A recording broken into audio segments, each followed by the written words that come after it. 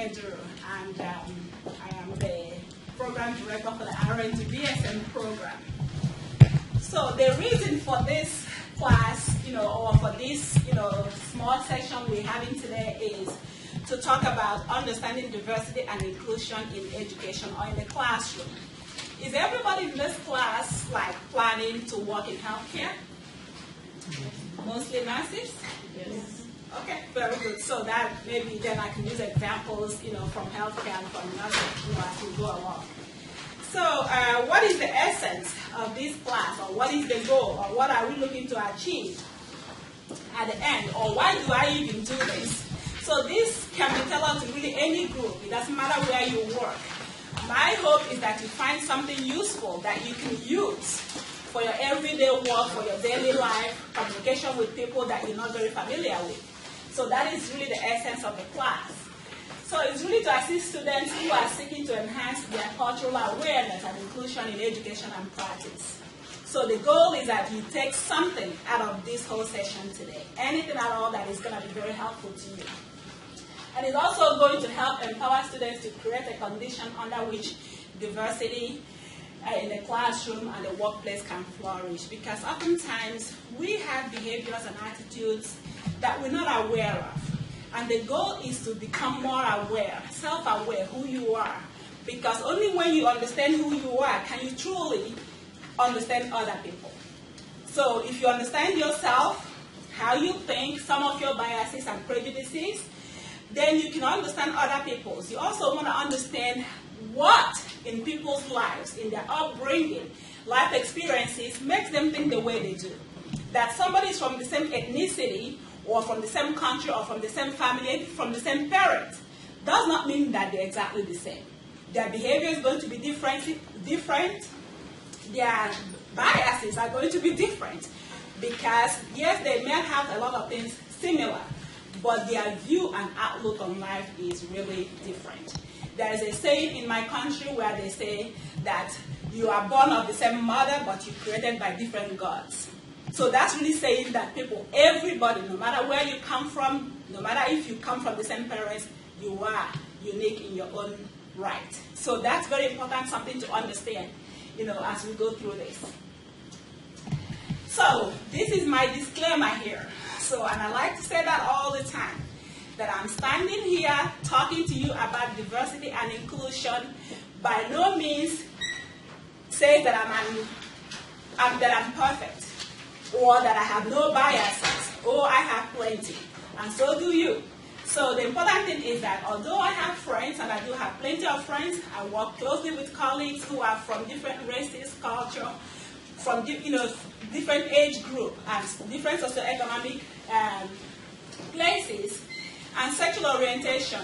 I am still working on my own biases and my own prejudices and subtle insensitivity. So as I talk to you, I also, I'm more aware of my own biases. And I work every day to try to not allow that to influence how I deal with my students, how I deal with my colleagues, or how I deal with anybody else that I might meet in my everyday life. So that's really, really crucial. So that's there, because hopefully you won't find me misbehaving, but if you do find me misbehaving, you are going to give me the benefit of the doubt as I'm going to give you. But it doesn't hurt to remind me to say, oh, remember that class we had? Okay? So that's important. So for this class, objectives of this class is that I just want you to get one thing out of this group we have here today, right? Become more aware of your own attitude, your perception, and feelings about various aspects of diversity. Okay? Or be able to identify certain barriers and biases in working with individuals from different cultural backgrounds. Okay? And then the last but not the least is that you are able to care for people with cultural sensitivity and tolerance through examination of your own biases. So that's, if you get something, one of these three, that's wonderful. If you get all three, that's even more, wonderful. So that is really the essence of this. So how does this all come about, or how do they all, get together? We are all a product and cultural past. That is important to understand, that you are a product of your environment, your family, your upbringing, your friends, your education. They really make you who you are. So you form experiences, you gain something from every encounter you have in your life. So those affect you as you get older, as you become a professional and do your work. You have to always remember that any encounter you have is going to one way or another influence who you become. Okay? So everything we've seen, heard, and read will affect us. So it's important to understand that culture helps us to understand how others also interpret their environment. So if you understand that your culture, your upbringing, your encounters shape who you are, then it is also important for you to understand that somebody's own culture also shapes who they are. Does that make sense what I'm saying? Yes. So that's important, because if I'm going to give you benefit of the doubt, or if you're going to give yourself benefit of the doubt, then it's important that you also give that to your clients, to your co-workers, to your classmates, okay? So that's important. And then the next thing we're going to talk about is this is about diversity. You cannot talk about diversity without talking about culture, right? So how many of you have attended a class or a session or a seminar or in-service at your job about cultural diversity or inclusion or anything culture? Anybody? Yes? Yes? Very good. Don't be shy. I'm going to make a statement just before we do our first activity so that you know why in this classroom or any classroom you can't be shy to raise your hands to answer questions, okay? Trust me, if you're thinking it, she's thinking it, he's thinking it. So don't be afraid.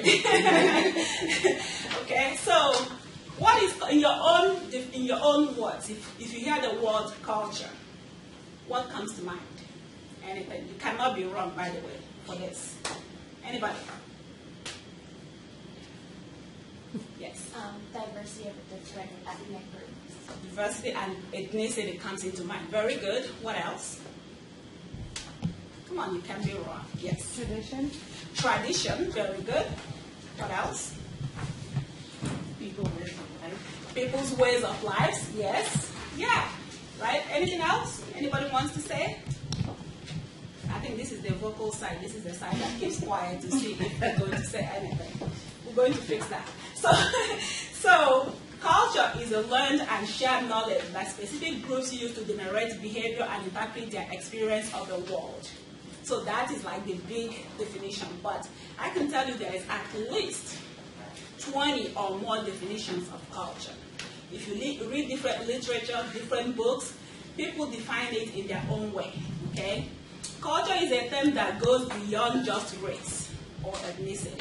Because oftentimes when we talk about culture, the first thing that we think about is race or ethnicity, right?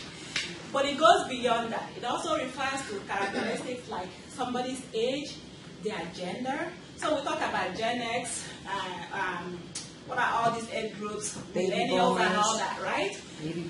Those are also culture. So people in this age group is a culture thing.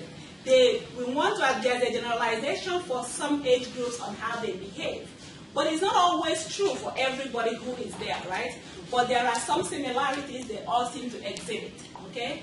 There's also about gender, sexual orientation, people with disability, or even physical ability of individuals, religion, people's income level, education. In nursing, you would hear about it a lot, the nursing culture, or the culture of the ICU department, or the ER department. So all of these things are part of culture because there are some behaviors that people learn when they are in that environment that shapes their behavior or a general behavior. There is something that we say that nurses, when you become a nurse, nurses are the only ones who can, in the same statement, while eating, talk about the bedpan, throw up, and not blink. So talk about that where anybody else is like, gross. They might even stop eating. But nurses are the ones who will do that, or leave their meal, go change somebody who is incontinent, and come back and continue their meal. Makes no sense, does it? But it happens because that's who you are, that's what you do, and it doesn't matter. For you, it is just a way of life. Does that make sense? Yes. So, but somebody else wouldn't do that. Okay, so all of these things really do play a role in who you become and how your life is shaped, because that is the culture, your environment, the thing that helps shape who you become. So how do we acquire culture? We've kind of talked about all of those things, how we acquire culture. So think for a minute, everybody in this class, think for a minute. When somebody says, who in your life or what in your life has had the most influence in who you think you are? Anybody want to give it a try? My aunt. Your aunt. Do you want to share why? I grew up in Africa. Yeah. And then I lost my parents when I was at the university. And we used to cry a lot with my siblings. We were like, why? And then my auntie, who was living here by then, came and said, you don't have to cry. God has a reason why this happened. But don't worry, I'm going to take care of you guys. You have to go to the United States. You have to upgrade your education. Like, she came into our life at the time we needed her. Exactly. And then she uplifted us, and then she brought us here. And here we are. Okay, very good. Somebody else raised their hand. You. Oh, I was going to say my mom, since young, she always taught us things early, like how to cook and how to do everything early just in case something was to happen to her. So she always made us focus on those important things. So she gave you independence? Yeah. Okay. Who else? Anybody else that can think about event, person in their life who... My grandmother, she lived with us when I was growing up, so if my parents were busy, I always went to her, and whenever, I never had babysitters, we never had babysitters, we always had her when we came home from school, and she always had like a snack, and then she was always like, okay, you can watch TV for a little bit, and then get outside and play, and she always read to us, and I just have so many memories that involve her. Of course, so many memories that involve my parents, but she is like a third parent. Exactly. So I'm going to ask you, I'm going to put you on the spot, and I apologize. Do you have children? No, not yet. Not yet. But do you think that when you have children, you are probably going to do exactly the same thing your grandmother did, have snack when school is over? I don't know. Probably, but you don't know, right? So that's, okay. So let me ask, is there anybody else who have somebody in their life who makes them go to church like maybe every Sunday or every Saturday or She something? did that. So, yes, so every time you think about church and religion, you think about your grandmother, right? Okay. So things like that. So sometimes there are events or persons in your life who really shape and mold you, or the one who says, don't do that. You should be ashamed of yourself. Oh, somebody from this family can't do anything like that, right? So they mold you, like they tell you what is acceptable and what is not acceptable. And also there are things people might say. If you know, sometimes we say things around children, or when we say it when children come in, we stop talking, right? Because we don't want them to hear. Because sometimes we know it's inappropriate for a child to hear, or we don't want them to have to think like that. But children know and hear more than we give them credit for. So they watch our behavior. We shape who they really grow up becoming. So that's also very important to remember when we talk about who shaped us and how we became who we are, right? So the question is then, what's all the hoopla about, diversity, culture, and, inclusion? Why do we have to know about it? Why is it important that we talk about it? Okay? Shouldn't we just respect everybody for who they are? Shouldn't we have universal respect for people? Of course we do. It really is a fundamental human right that everybody is respected for their unique identity and who they are. But, it's okay to say that. It's okay to demand that it happens. But really, it's important that we also look closely to our own prejudices. It's also very important that we have a self-awareness of who we are. Because it's only when you do that that you can then you will then be able to work with somebody else. I'm going to give an example. So in healthcare, we have universal precaution, right? You got to treat everybody, put on your gloves if you're going to get in contact with blood and body fluids. You want to wash your hand when you leave a patient's room. However, we have patients who might need more than just that, right? You need gloves, you need masks, and all those things. So that means for this individual, this precaution is actually extra and quite unique. The same thing is true from when you meet people. That, the same shoe size or socks fit all. It's not going to work. Because the same way you do things, in nursing, they're going to teach you the basics for how to take care of people with the same condition, right? Say somebody who has diabetes mellitus, they will tell you how to take care of them, what instruction is required. But it is really true, right? You walk into a patient's room, ready with your fancy education to deliver the care that they need, right? And first off, the patient doesn't understand what you're talking about. They don't know what you mean. They don't know anything about diabetes. They've just been diagnosed with diabetes, right? Then you go into another room. Somebody has diabetes, but they have had it for 10 years. They know what diabetes is. They know all the signs and symptoms to watch out for. They can give their own insulin. So you have these two different people with different needs. If you treated these two people the same way, you're doing a disservice to the person who needs the most instruction, right? Mm-hmm. So it is important then to know. The same thing is true for when you have people from different cultures or even believe about health and illness, because we all have different beliefs about health and illness. So if you go into that room and you're about to give instructions on diet, but you have no consideration for the person's socioeconomic status, you have no consideration for what they can afford, or even for their level of literacy, their ability to read and write, then your education is probably not going to work. So it becomes important that you consider those things, right? Okay. So that's why it's important to raise our own awareness.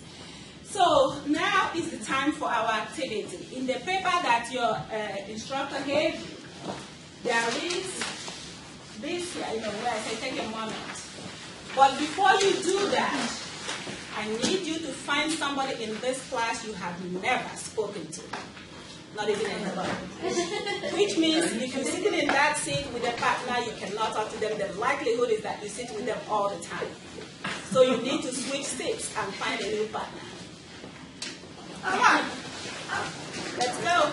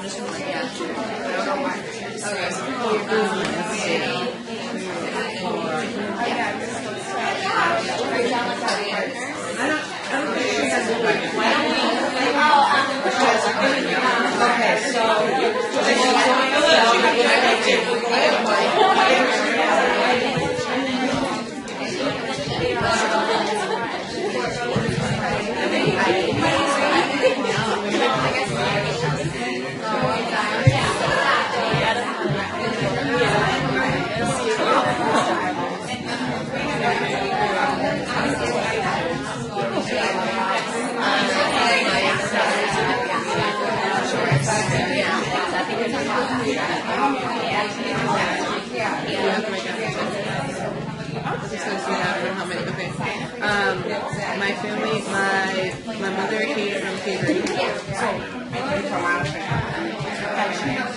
and my father came from Sudan. It's SEN-EGAL. Where is that? It's Mexico. Really? Yeah. But he's Cape Verdean, but he's never been to Cape Verdean.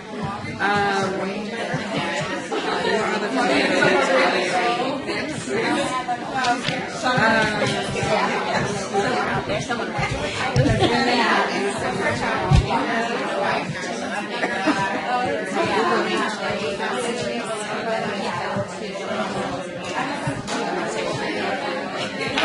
dad is.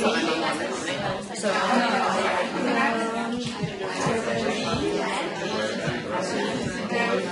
my mom's dad.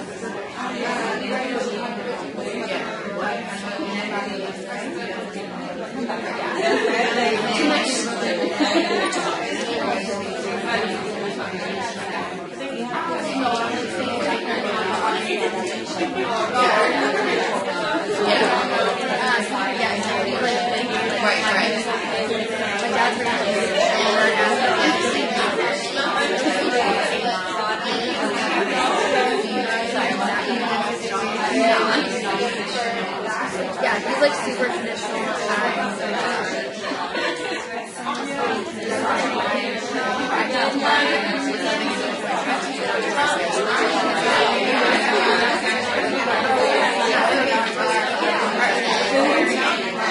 Right. The men are more like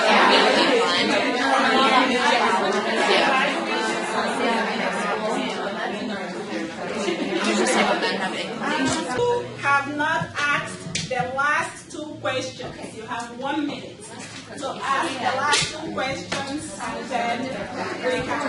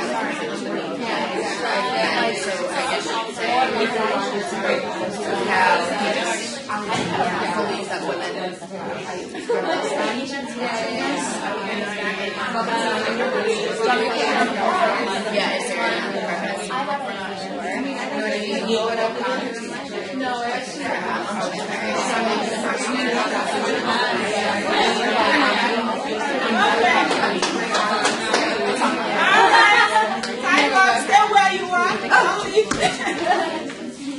Okay, so first off, some people see you're enjoying it too much. You don't even want to stop.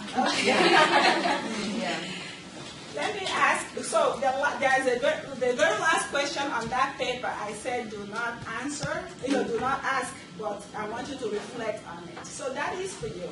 And it says, in what ways does my own culture influence the way I think and feel, and act towards somebody from a different culture? So that really is your own personal reflection question. You don't have to ask that of anybody. But when I first asked you to get up and do this activity, what went through your head? I have to talk to a stranger, right? Mm-hmm. But the truth is, they're really not strangers. They're your classmates. So before today, how many of you know everybody in this class by name? Do you have group work in this class? Not yet. And how many people in each group? We haven't had a group. Oh, good. So this is very good then. So now, if you have a group, or when you form your group, this would be a very good exercise to do or have with your group, right? Isn't it? Yeah. Because you get to understand the members of your group and the people you're working with. it also can help you work more cohesively as a group, because then you know what the person's strengths and some of the ways they think are, so that maybe you can assign the right task to that individual in a group. Okay? So, and then to ask another question, anybody want to share? I don't force anybody. You only have to feel comfortable to share what you learned and what you felt during this experience. Does anybody want to share anything from this activity? What you learned about the person and how you are surprised, like anything that surprised you while talking to the individual. Well, her name is Georgia, and her dad's name is George, and typically you don't find, like, women named after their dad, but in her culture, like, if you don't have a son, then you kind of try to get as close as you can with the girl names. Very good. Yeah. Okay. So, and that's something new that you learned. Okay, very good. Anybody else? What about another question here? As you are talking to your classmate or the person you chose to talk to, did you find out that you have more in common or more that separates you? More in common, right? So people are not really as different as you think they are, right? There's more similarities and commonalities amongst people than there are differences. Even in the way people think, and especially if you're in this group and in this classroom, there has to be a common thread going that brought you here, right? Okay, anybody else want to share what they learned that surprised them about a member of their group or, a partner that they spoke to? I found out that we both have several, like, he has 4 nurses in his family, and I have 5 nurses in my family. Like, I thought that was interesting, because, I mean, I don't know what you think of a man in coming into this field, but I don't know, just maybe assume that he's stuck on his own. But yes. He's Two influenced aunts, by somebody. Yeah. two aunts and like his mom and a cousin, and my mom is a nurse, my grandma, and I have 2 aunts and That's very good. Okay. So, yes. I was surprised to learn that, I mean, she was from Africa, men are usually the breadwinner, but in the U.S. I thought, like, women and men, let us to be on the same page, but Sam also agreed that men should be the breadwinner and women should be the caretakers. Okay, very good. So that was in relation to that question where it says, what do you believe about gender roles of men and women, and are your beliefs different or consistent with your parents, right? So did everybody get to that question about gender roles? Yeah. Did you learn anything from the person besides the 2 of them that shared? Anything surprising or different from what you thought about that question? What the gender roles should be? So, like she said, she comes from her name's Jeanette. She comes from a mom and a dad family, where I come from just my mom. And I also am a single mom myself. So I never have seen a man be the head of the household or the partner. I don't know what that's like. So, but she said that she believes that it's good because her parents work well together. They communicate and they respect each other, which is something nice to hear. Okay, so very good. So really, this exercise is important, and I'll tell you why it's important. Do you think you can ask your patient some of these questions, not all of them obviously, but some of them, to help you work better with these patients? Especially if you're in an environment where you get to spend a lot of time with them, right? That's very crucial to be able to ask patients, because when you understand them, do you think that working with them becomes easier? Yes. Or that if you can even tell them a little bit about you, and then allow them to tell you about themselves, that's going to help you function better when you're working with somebody one-on-one or even over a long period of time. It creates trust, understanding, mutual respect, right? And then you get the person involved in the development of their own care. Does that make sense? Okay, very good.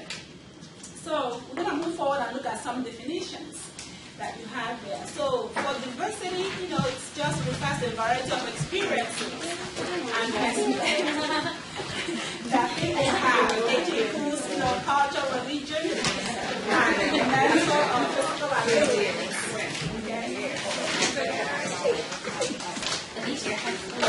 mine.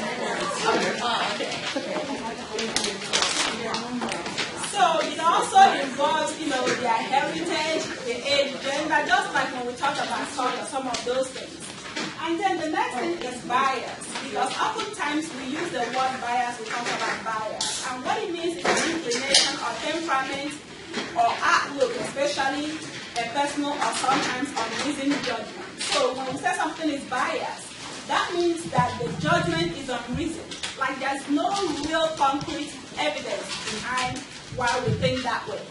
And we talk about either implicit or explicit bias that we might have about something or somebody or a group of people or individuals. So explicit bias refers to the attitude and beliefs we have about a person or a group at a conscious level. So that is explicit, is at a conscious level. We are aware of that. And much of the time, these biases and their expression arise from the result of perceived threat. If you perceive that a person or group of persons are a threat to your well-being, then you feel threatened. You are more likely to draw a group distinction for a certain group of people based on that. I'll give you an example that I used yesterday evening. I'm a nurse and I've been a nurse for a very long time. So if I have this unreasoned fear that all of you who want to be nurses are going to come in and take my job, that my job security is threatened because we have all these new nurses coming into the profession. Or maybe there are a group of nurses who've been around for a long time and we all have this perception that when the new group come in, they are threatening our job security, our ability to be able to go out there and get different jobs at different times. We might have this unreasoned bias towards the new nurses so that we do what? We do not treat them very well, right? So that can happen. And so we justify the unfair treatment that we exhibit towards new nurses, that they are a threat. When really, I think there are so many jobs out there, more than enough to get around to both the older nurses and to the new nurses. Does that make sense? Mm-hmm. Okay. Then the next thing is implicit bias. And sometimes we also call it unconscious bias, right? So this is the brain's automatic association to stereotypes that we have or attitudes about a particular group or individuals. So the thoughts and these feelings are implicit. We usually are unaware of it, right? Because if something is in your subconscious, that means you're not consciously aware that you have those. And, the problem really with unconscious bias is because most times our behavior and attitude is really based on our unconscious thoughts. How you react to things usually comes from your subconscious. I'll give you an example. Assuming maybe when I speak to a student of a certain race, well, let me pick on him over there. What's your name? My name? Yes. Rob. So assuming I have spoken to a student who looks like Rob in the past, male student, I go to talk to him and he gets angry. And for whatever reason. So now I feel threatened every time I have something that I have to discuss with the male student, right? So maybe Rob comes to class and I needed to discuss maybe his assignment with him. And I'm having an anxiety attack because now another male student I have to talk to. How am I going to deal with this? So instead of giving Rob the benefit of the doubt that he's not going to behave like my previous male student, I make an assumption that he is going to act exactly that way because of an experience I have had in the past. Maybe that other student shows or whatever. But the point is that they have created a fear or a threat that I have internalized somewhere. So that now I look at all my male students through the same lens. So now I call another teacher and I said, I'm going to talk to Rob today about his assignment. Can you stay here with me? So he comes in surprised that there is a weakness to that discussion. The point is he doesn't know why. But my bias is so deep that I actually act based on those things. So do you think that he would ever get a fair treatment from me, really? No.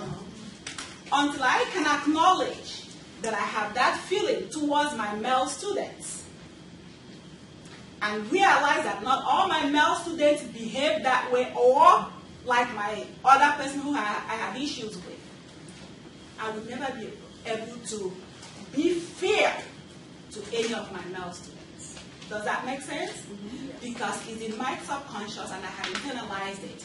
But once I can acknowledge that, then I can then be fair and allow him to be the individual he is and treat him like an individual that he is and let him do his own thing and be what he is instead of projecting somebody else's behavior towards him. Does that make sense? Mm-hmm. So another one that we talk about is, prejudice, which is a negative feeling towards a group based on faulty generalization. Like if we, hear Muslim, if you have had the news lately, every Muslim is a terrorist, according to some people. But that is not true. So that is prejudice towards a group of people because of their religion and their beliefs. So usually, it can lead to hostility and bias towards this group of people. So really, it just means prejudgment of an individual without really giving them their own benefit of the doubt, generalizing a whole group of people or persons based on that. Another one is discrimination, is bias or prejudice resulting in denial of opportunity, or unfair treatment regarding selection, promotion, or transfer. If I have a group of students in clinical and I have prejudice against a particular group, I might give that student so much hard time, that it's, no matter what they do, it's just never good enough, right? Because I'm, discriminating against them. So that it's important to know what the differences are here for how, to define this. And then racism refers to feelings of prejudice against persons of other race, group, or people. And usually it can lead to tension, isolation, discrimination, and covert anger towards those people. And then the other is ethnocentrism, where we feel that our culture and our way of being and doing things is the best, that everybody else's is inferior to the way we do things. I'll give you my own ethnocentrism. When I first came to this country, people used to walk, so when I came to Boston directly, and I came from Nigeria. If you are doing a Nigerian active event, a party, you're organizing a party for Nigerian group, people from Nigeria are coming. If you want them to be at that party at 7, you need to tell them that it's 5 o'clock. Because if you tell them 7, they begin to get ready at 7. And they will not show up until 9 o'clock. They still do it, no matter how long they've lived here. But then I realized quickly, it's like work too. When you work with people from the Caribbean islands, Nigeria, African countries, and even Puerto Rico right here, because I've had accountants and I know. You tell them the work starts at 8. They show up at 8:30 and think nothing of it. Well, why are you getting mad? I'm here. I'll do all the work that I need to do in the 8 hours. Why are you getting all bent out of shape? Or if you don't give them time, they get mad. They don't understand that concept of your time and their time zone. Does that make sense? Yeah. Does it mean that they have no value for your time? No. It's just their cultural orientation. Coming late to a party means nothing. Or coming late to work means nothing if they're going to do the same amount of work anyway. So what are you crying over it for? So they don't understand, why. So does that make sense? So I always thought that, oh my God, people walk so fast here. What is wrong with everybody? Where are they hurrying off to? And no, that's how I felt when I came to this country. And now when I go home, I thought everybody's so slow. What is wrong with these people? How come they can't keep up? Everybody's walking like they have no place to be. So what does I have acculturated to the American way, the Bostonian way, because if you go to the South, they're slow too, right? So, but I have acculturated. But still, when I go home, even though sometimes my American friends don't think I'm American enough, whatever that means, and my Nigerian friends and my family in Nigeria think I'm too Americanized. So go figure that one out. So I don't really belong anywhere completely. So I'm like in the zone, right? But some of that, I still think that some of the things that I learned growing up about how people should act and believe and what people should do is better than the way other people do it, right?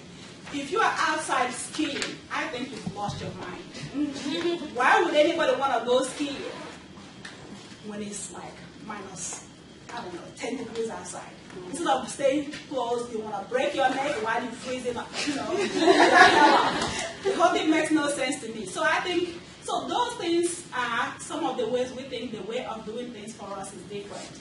In healthcare, it really comes down to when patients have beliefs about their health care, how it should be provided, but we as providers think that our way is the best way, and we do not give those patients the opportunity to contribute to their own care. And I will tell you, it's really, really important as a provider that you involve the patient fully in making decisions about their care if you want them to comply with that treatment plan. Because oftentimes when we tell them, if they don't contribute to it, then we don't know what their values and choices are, then they just yes you to death and they do what they want. And what happens? They come back because it hasn't been effective. Okay? So inclusion is the act of bringing together and harnessing the diverse forces and resources in a way that is beneficial. For this classroom, and I'll give you an example. Earlier, when I asked questions, everybody is very shy to answer because you're thinking, oh, my answer must be wrong, or no, I don't think it's the right answer.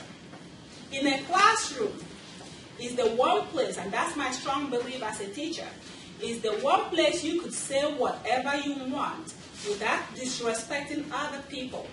So long as there is no disrespect, is the classroom. Is the one place you can feel safe.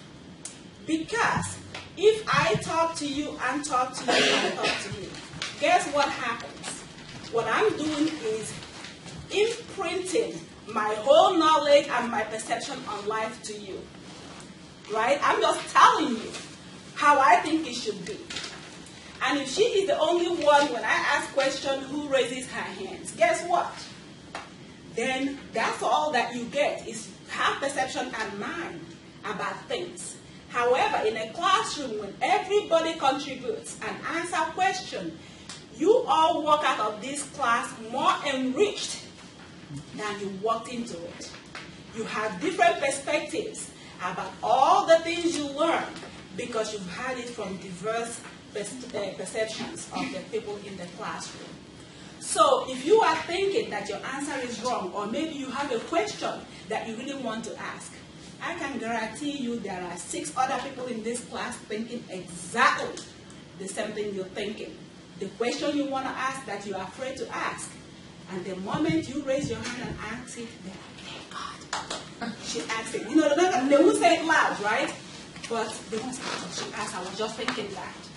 So you should not be afraid. In an inclusive classroom, you have to have the ability to ask questions, contribute your opinion, and speak up in the classroom and not feel threatened in that classroom. And that's really part of the essence of this today, that you really do have more in common than you are different. And that in your classroom, that you should be able to speak up. Okay? So you have respect, and you involve everybody, and you have more richness of idea than if you have the one person who is saying everything. So I'm going to skip some of this because you can read them. Let's talk about cultural competence. It's not a stage really that you arrive at, but it's an ongoing journey that you have to have. It's cultural competence is a process of learning and unlearning behaviors. It is a way that we are able to become self-aware, learn the skills that are necessary to actually provide culturally competent care to our patients. So it involves communicating with individuals respectfully. It also involves having regard for others' opinion and ideas. And also giving people the opportunity to be who they are. So cultural competence really requires that you are aware of yourself. It requires that you have self-reflection about your own cultural disposition and your biases, that you then become aware of other people's position and biases. And then you could genuinely work together and respect each other as that process is ongoing. And in healthcare, it is really, really crucial that you are aware of that, because you can't really provide patient-centered care if you are not aware of yourself and then aware of your patient, and that way you can work together for a better outcome for that patient. Okay? So this other here, we talk about cultural programming, because we talk about how we learn, how we grow. It's either from church, it can be from, your school. So if you think about it, where and how you have been culturally programmed, who you are today, what are the places, the things, the people that had influence in how you become who you've become. It could be from your religion, your age, traveling, ethnicity, media, your friends. Once everybody here, nobody here is less than 18, right? Think about when you were maybe 13, 14. Did you value your friends more or your parents? Right? Do you think that your friends at that age had more influence on you than your parents did? Yes. Because you want to belong. You want them to look at you with respect. You want to behave like your friends. Is that a bad thing? No. But the point is that those friends help you become the you that you are today. The education, the work, all help you. You are going to become nurses.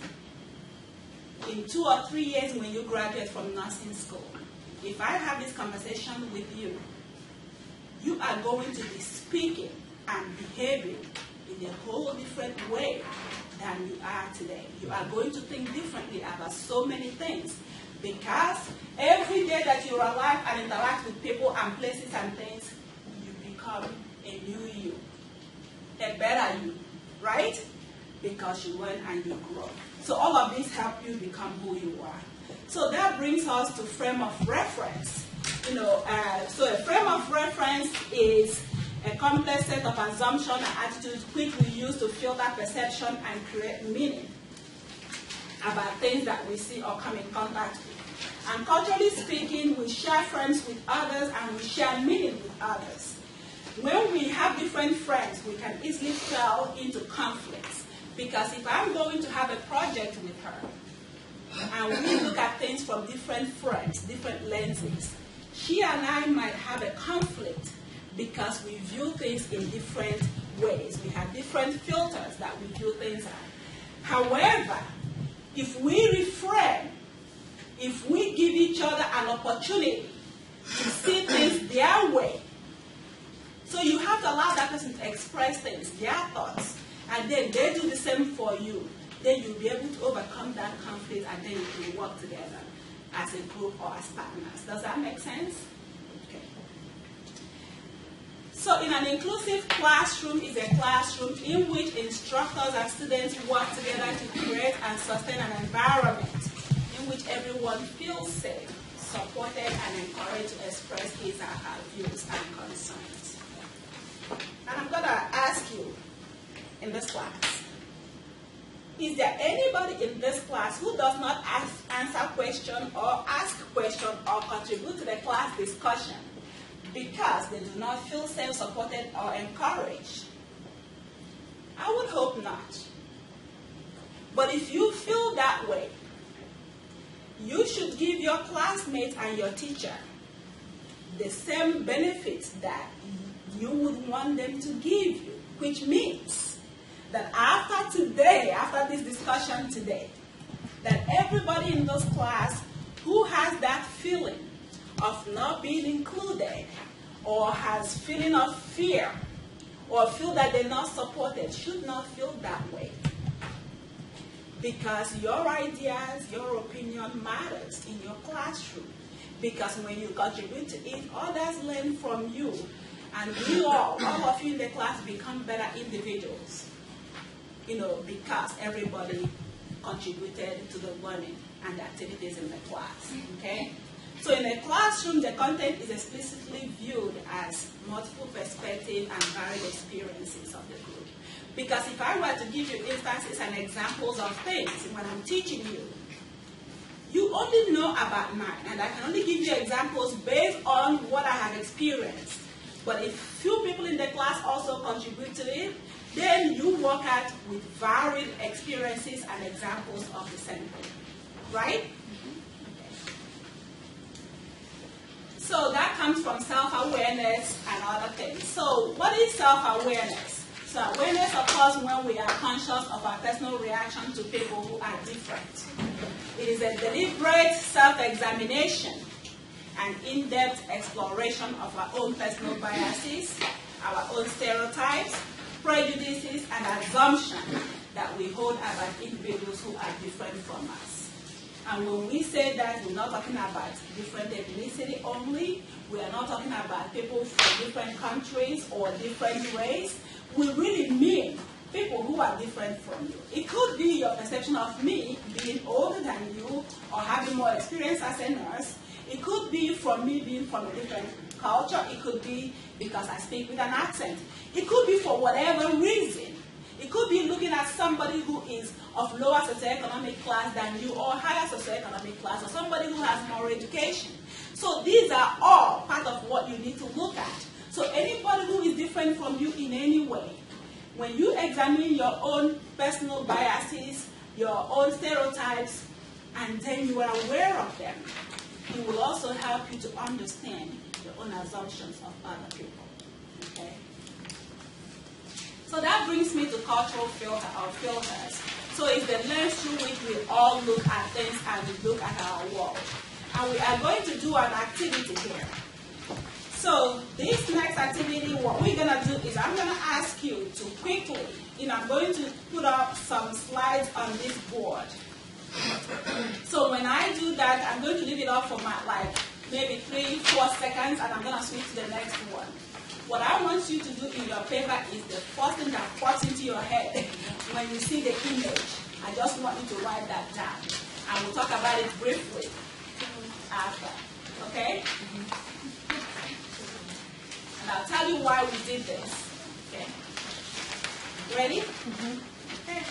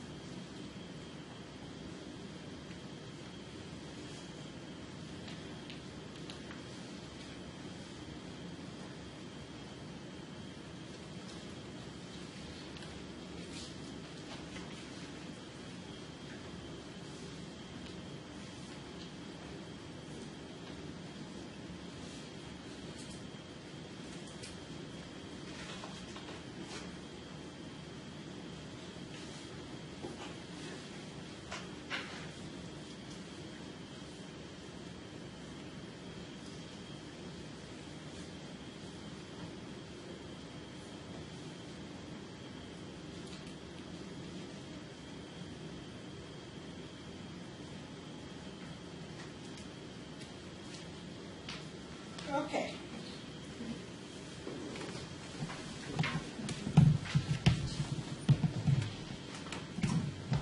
So,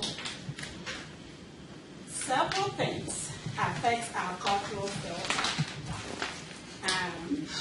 Our ethnic background, our culture, our family background, our beliefs, such as our religion or destiny or place in the universe, our income level, personal experience, and our values.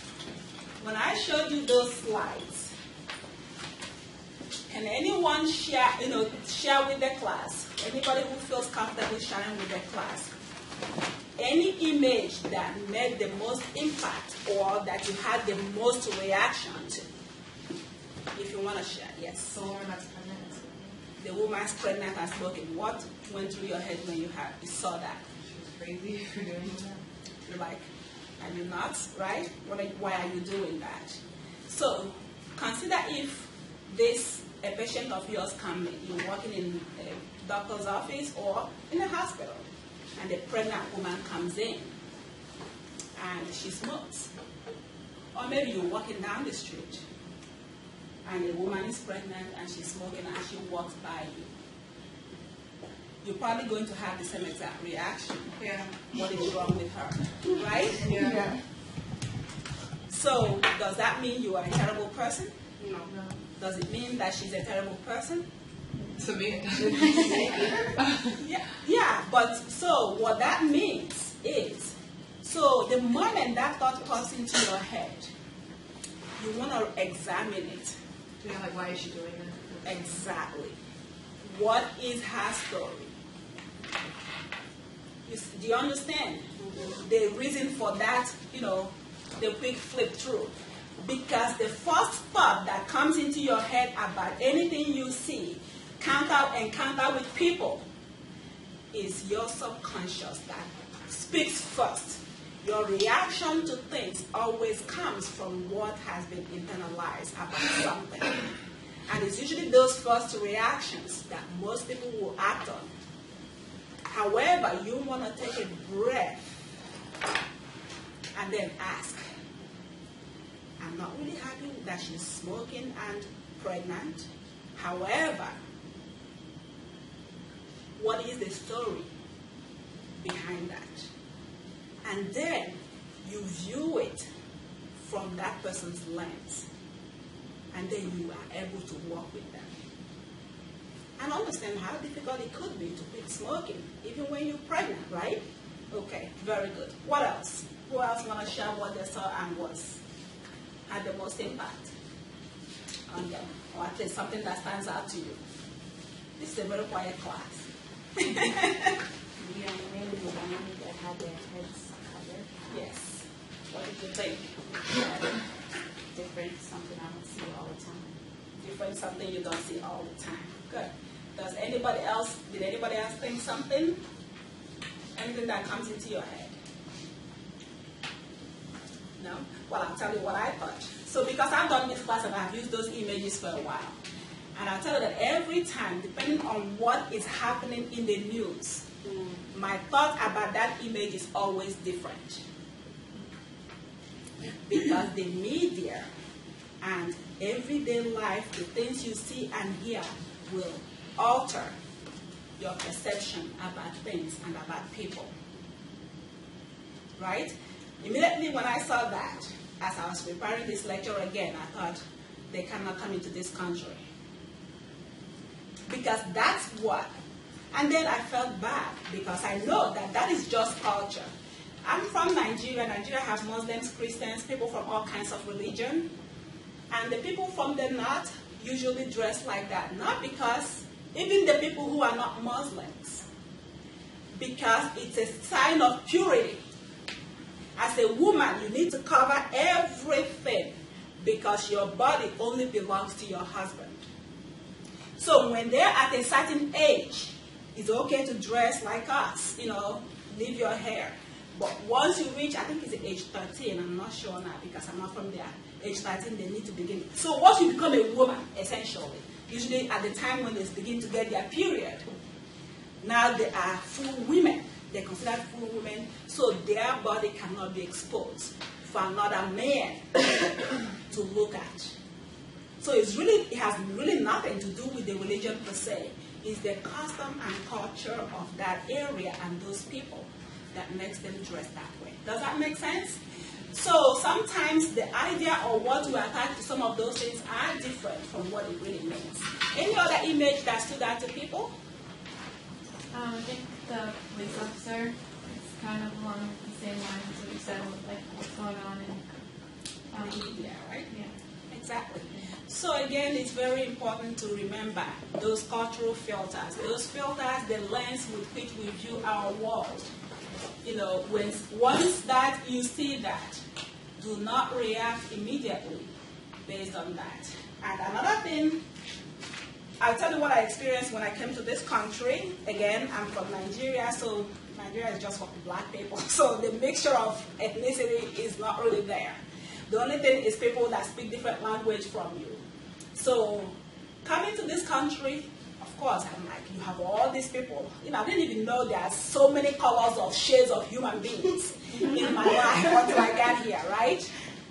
However, I also did not experience discrimination based on my race or my color. Or that I could be walking down the street and somebody is going to change direction because I'm walking towards them. So, but when I first experienced it, there was nothing to it to me, like, because I can't connect any of those things. To me, it makes no sense. I never thought about it as anything wrong at all. Why? Because it doesn't matter. I cross the street because I want to cross the street, not because I'm afraid of you. Until I was walking with somebody who grew up here in this country, and somebody switched to another side of the road, and the person said to me, you know, they're changing, you know, the side of the road because of you. I'm like, what are you talking about? So you see, sometimes I wasn't like that, but what happens? But because that person said something, guess what happens now when I'm walking down the street? I begin to watch to see if somebody's going to cross the other side of the street because I'm coming. Because I am learning. My environment is affecting the lens through which I look at things and life. Does that make sense? Mm-hmm. So whether you like it or not, you are a product of your environment. And you have to acknowledge it, but you cannot allow that to detect how you treat other people completely by being, you know, unfair to them. Okay? So another thing that I put this, I tried so hard to make this better and I couldn't get it better, but the cow is, you know, if somebody, assuming I'm teaching a class here, and I say the word cow. If I say that word, the thoughts that are going up there, what it means is, so this person here is a vegetarian, and they're thinking, why is she talking about cow? I'm a vegetarian, right? And this person says, oh, I'm so hungry, I could eat some food and that has, you know, beef or something in it. And this one thinking, oh, juicy hamburger, if I could get my hand on something right now, it would be really great, it's lunchtime, right? And this person said, oh yeah, farm animals, gross. Like, who wants to deal with that? And this person said, oh yeah, we use it for religious sacrifice in my country or in my religion. But it's from the one word that the teacher or whoever is having a discussion, uttered, cow. So that is important to know what goes on in people's head, clarification of information, and where you're going with it. That's the essence of media. So it is important that people, you know, the visual images that people might create from the things you say and how you say it can be a difference. So we want to be very careful not to make assumptions about how people understand the things we say or the things we do based on their ethnicity. Okay? So often we are not aware of all the factors that make up our filter, okay, or how, you know, we can increase so how can you increase self-awareness? So we're not always aware. So I gave you guys that, you know, handout for you to review for yourself, because this class is just a personal growth for you. This is not a test, a quiz, you know, even the thing I mean, just for you from time to time to look at it.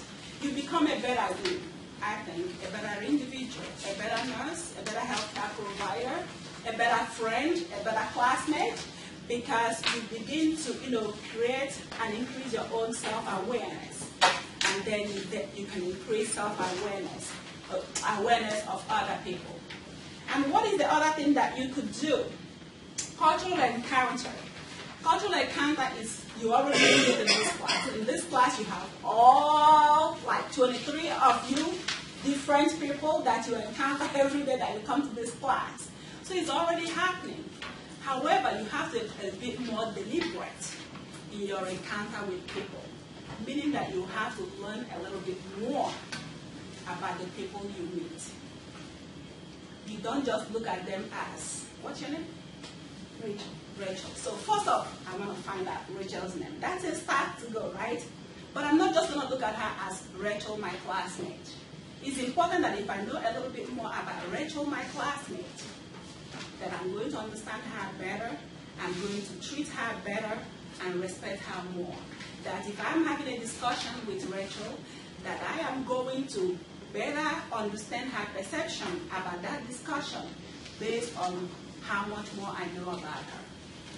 But if I have a slightly opposite opinion, and I don't know the perception that she has for the opinion she's making, I might get really angry and irritated at her, right? But if I can give her a moment, okay, so I'm more aware of me and my reaction. So talk about it. You know, the election was over. People were killing each other on Facebook based on, you know, who won and who your candidate is. And then every day there are so many things happening, and there are friends who are not your friends anymore because of who they voted for. All of those things. Have we ever thought about having a discussion with that person to see what their thoughts were? That you might actually change your mind a little bit if you understand why they made the decisions they make. Right? And that they have a right to their opinion. It is their God-given right to think the way they do. But you have to respect that person's opinion. Okay, so you want to spend time with the other. Really, really important, because when you spend time with the other, then you're able to understand them. You can begin to reframe and see things also from different perspectives. Another thing I wanted you to remember for this class is when you are interacting with others who may not be proficient in English, the English language is important for you to realize that the limitations in their English proficiency is in no way reflect their level of intellectual functioning. That somebody speaks English with a heavy accent or takes a little time to articulate what they want to say does not mean that that individual is stupid. Think about if I uprooted you from here and placed you in Nigeria from the town that I came from and leave you there for 3 months to fend for yourself. Or even if you have family and friends, or even if I take you there, you're not going to interact with just me, right?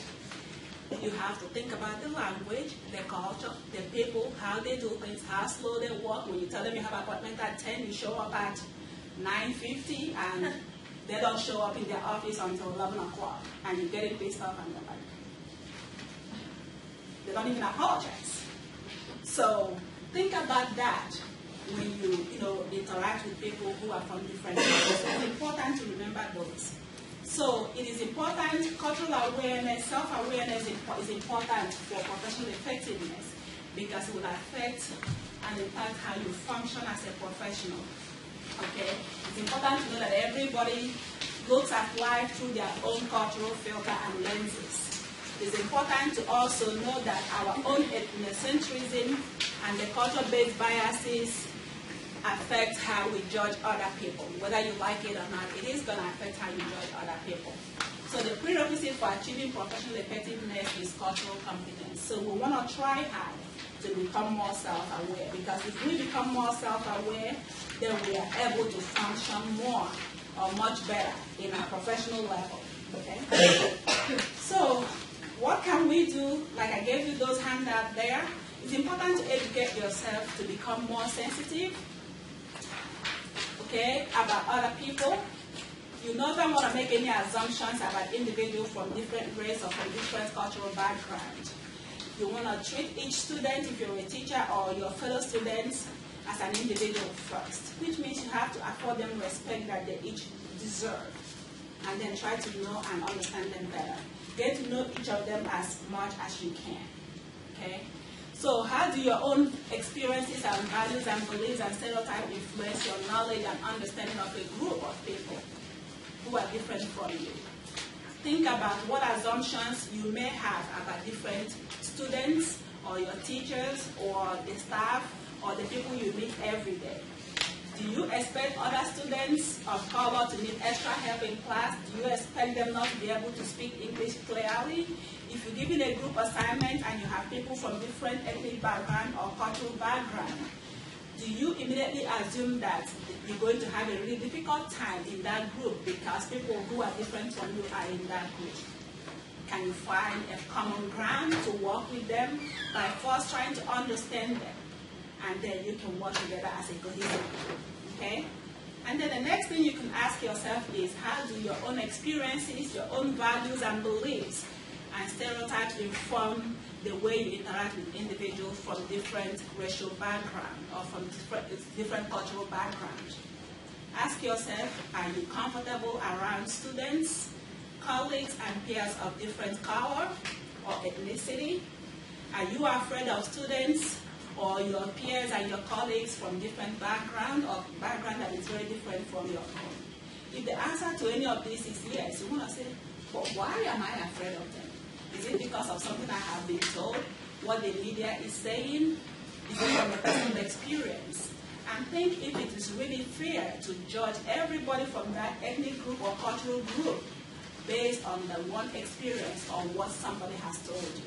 Because it's only when you do that that you can begin to reframe and do some things a little different. Okay? Remember that successful education can only occur in an atmosphere of mutual respect, free from racism, sexism, and other forms of prejudice and intolerance, and from their harmful effects. And believe it or not, all of these things that we do that we think nothing of may affect how your colleagues or your classmates react. It can cause emotional distress sometimes. It can also cause some physical ailments. Somebody might become afraid to come to work because of the way they are treated, even though you might not know that.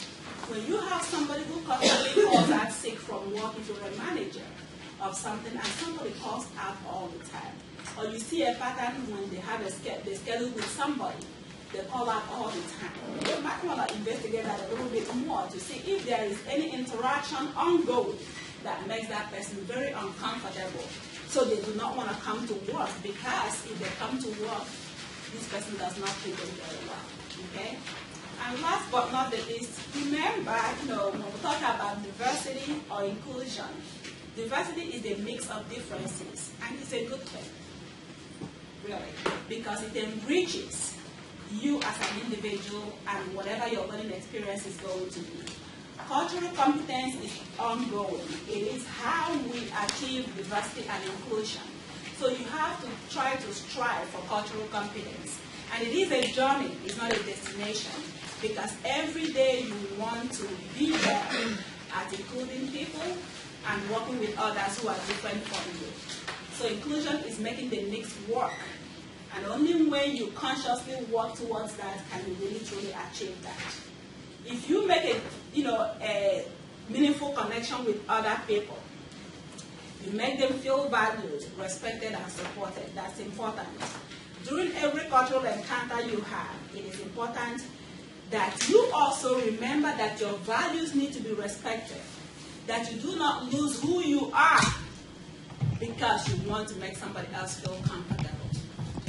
The time you are giving them the benefit of the doubt. In this class, really, after this today, everybody in this class should feel valued. If you're working with somebody who is different from you, they should value you, your culture, your perception about things, and so should you for them. And it's really from doing that that you could really grow. There is always going to be conflict when you work with people who are different from you, whether it's at work or in the classroom. But if you strive and try to see things from that person's perspective, then it gets easier. And that's my spiel. Thank you very much.